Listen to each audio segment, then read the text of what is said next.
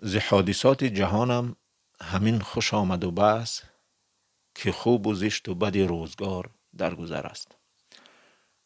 درود دوستان عزیز، چون همیشه من شهاب حکمت با شما هستم و شما نیز چون همیشه به برنامه داور همه کس خوش آمدید. یک حمله و یک حمله، کامت شب و تاریکی، چستی کن و ترکی کن، نه نرمی و تاجیکی. این رو مولانا گفته است که در بسیاری از شعرها مثال نام تاجیک را استفاده بردن در مقابل ترک یا دیگرها، همچون ملت. شیخ سعدی هم همین را گفته است و دیگر شاعرها هم، یعنی که همون فارس را تاجیک استفاده کردن در قالب شعر برای وزن شعر خوب باشد یا هر چیزی که هست. و اول یک چیزی مهمی دیگر است اینجا، از صحیفه فیسبوکی سید محمد غازی این را که میخوانم. جولانی یا جولانی: در دیدار محرمانه اگر ایران در جنگ شکست بخورد، دمشق هم سقوط میکند. بیروت ریویو خبر داده است که جولانی در دیدار محرمانه با ولید جنبلات گفته که اگر ایران در جنگ شکست بخورد، اسرائیل سوریه را هم اشغال میکند. خب دیر هم باشد اما فهمیده است، میتواند راهش را دیگر کند، اما باز هم شاید میترسد. اگر راهش را دیگر کند او را سرنگون میکنند، همان گونه که بشار اسد را با دست این سرنگون کردند، باز دیگر کس را پیدا میکنند و این را نابود میکنند. اما به هر حال بهتر است که ناموس باشد. و همچنین اخبارها میگویند که زیاد اخبارها و همچنین الجزیره نوشته است که ایران طرح نوی صلح را در 3 مرحله اعلان کرده است. الجزیره گفته است که همچنین ایران در همون پیشنهاد در مرحله سومش که اورانیوم رو از بین میبریم ساده تر کرده گویم، یعنی که دیگر غنی سازی اورانیوم رو نمیکنیم، تا 15 سال پوره این رو منع میکنیم و همین چیزها. اما ایران این رو گفته است که چنین نیست، ما تماما از اورانیوم چیزی نگفتیم.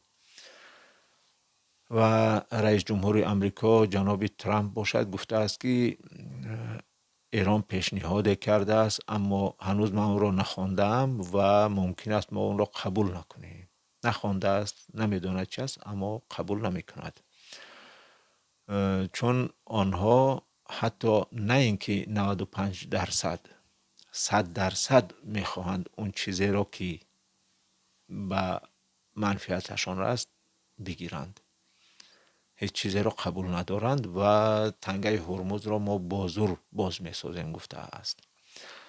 و همین است که ترکی کن و چستی کن، نه نرمی و تاجیکی. این همین است، اندک نرمی کردی این را ترس میپندارند.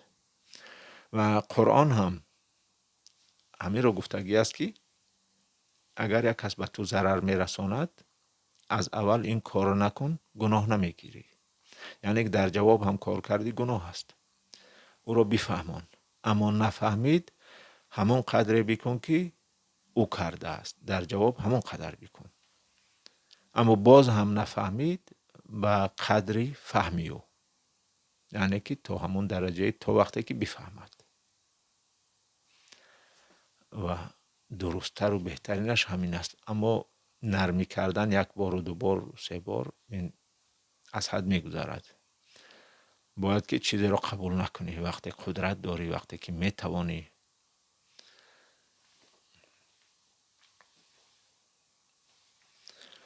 چون کشورهایی که به زور خود تکیه میکنند مثل امریکا، روسیه، اینها هیچ چیزی را قبول ندارند. روسیه باشد احوالش خیلی بد است، پالایشگاهاش بسیارش از بین رفت. حتی پوتین پیشنهاد کرده است که برای 9 می، یعنی روز غلبه که در جنگ دوم جهانی باید آتش بس اعلان کنیم، اوکراین این را قبول نکرده است. اول روسیه هیچ چیزی را قبول نمیکرد، اما امروز میخواهد آتش بس باشد. خب چیز مهمی دیگر، یک زاده افغانستان در تاجیکستان یک زن را در خوجند با 3 فرزندش به گفته اخبارها کشته است. اونجا نامش هست اما نامش مهم نیست. من در این موضوع که او کی است و چی است نمیگویم. مقصدی من دیگر چیز است.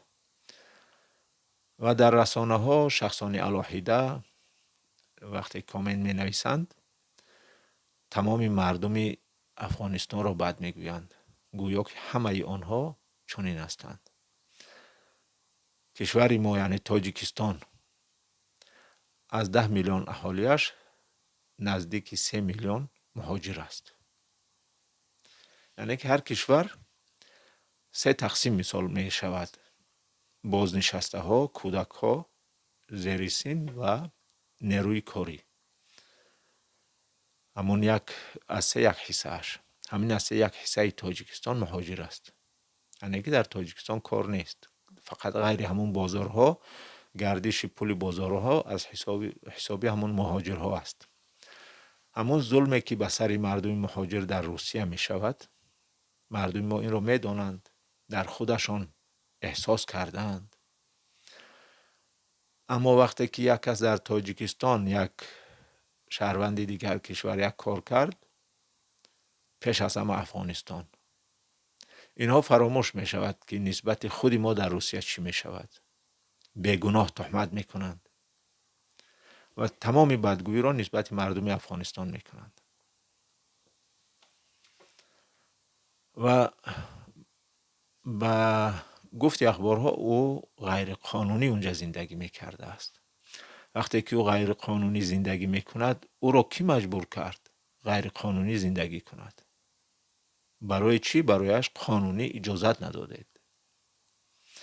مثال وقتی که او اخبارهای تاجیکستان را می بیند، به نزدیکی دختر را بردند و در آسایشگاه چلچمن است به فکرم در طرف دروازه.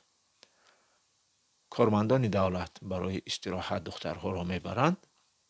از اونجا او در آب غرق شد و مردهش را آوردن به دوشنبه. این چیزها را که می بیند، او می بیند که دخترها در دوشنبه گم می شوند. او می بیند که سربازهای تاجیکستان به قول اخبارهای تاجیکستان خودکشی می کنند. وقتی که سرباز خودکشی می کند، او را کی به این حال رسانده است؟ با او چی کار کردند که خودکشی می کند؟ اخبارها می گویند او خودکشی کرده است، کسی او را نکشته است، نزده است. یعنی که ما گناه نداریم. راهبرها با همین مردم را فریب کردن می شوند و مردم عقل دارند که این سوال را پرسند که او را کی مجبور کرد به همین روز رساند که خودکشی کند؟ انا اون مهمانی که از یک کشور دیگر میاد این چیزها را می بیند، این دروغ ها را می بیند. وقتی که از او برای یگان کار پول طلب می کنند، اینها را می داند. برای همین اگر یک کس از افغانستان گناه کرد، خودش را باید گفت، نام خودش را، نه اینکه تمام مردم افغانستان را دشنام دهیم. برای تاجیکستان مثال برای چی سرمایه گذارها نمی آیند؟ حتی مردم تاجیکستان به دیگر کشورها می روند، پیش از همه با ازبکستان سرمایه گذاری می کنند.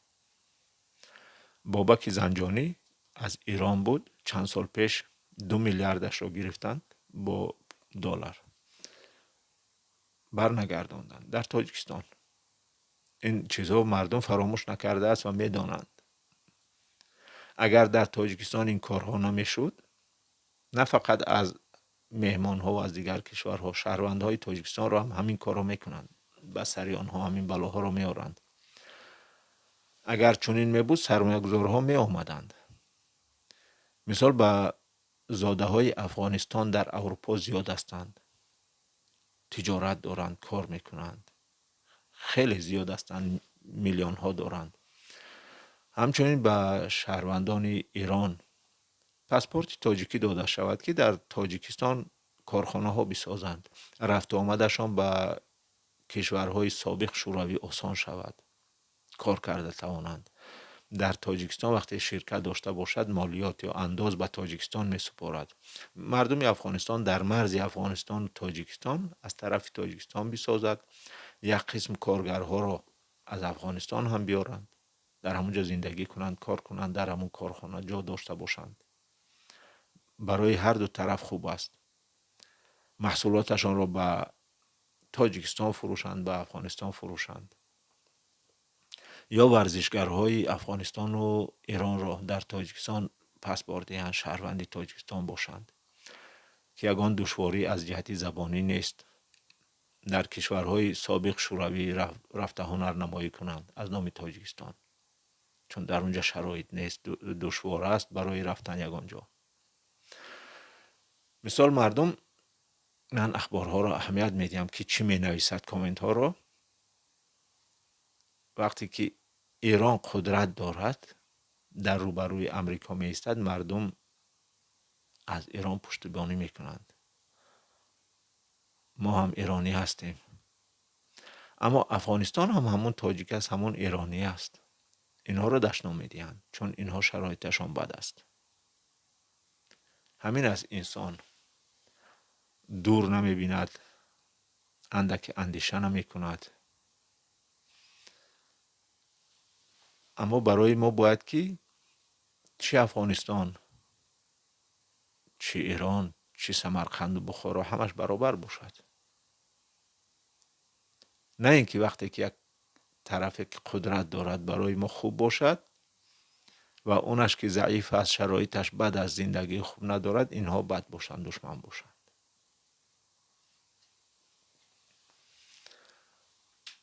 خب اندیشه هایتان را در زیر ویدیو نویسید. به کانال ابونه شدن را فراموش نکنید. همچنین لایک مانید تا بیننده بیشتر شود. خداوند یار و مددگارتان باشد. درود.